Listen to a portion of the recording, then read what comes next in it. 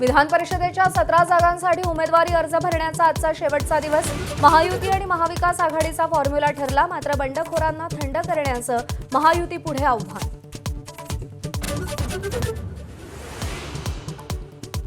विधान परिषदेसाठी भाजपकडून 11 उमेदवारांची यादी जाहीर। अहिल्यानगरमधून प्राजक्त तनपुरे, वर्ध्यातून खासदार सुप्रिया सुळेंचे व्याही अरुण लखानींना तिकीट, तर सांगलीतून धैर्यशील कदम, सोलापुरातून राजेंद्र राऊतांना उमेदवारी।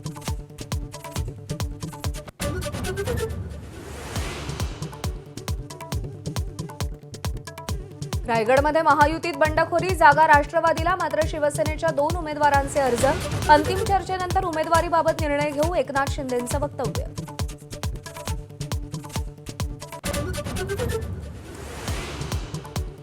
रायगडमधून अनिकेत तटकरे उमेदवारी अर्ज भरणार। भरत गोगावलेंचा आम्हाला पाठिंबा, सुनील तटकरेंची पत्रकार परिषदेत माहिती।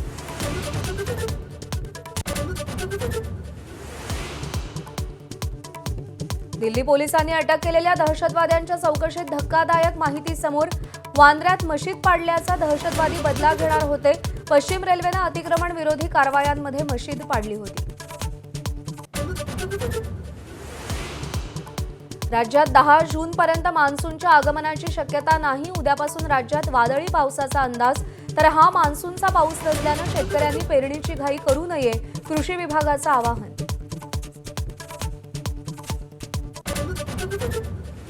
19 किलोच्या व्यावसायिक गॅस सिलेंडरच्या दरात वाढ, 42 ते 53 रुपयांनी सिलेंडर महागला।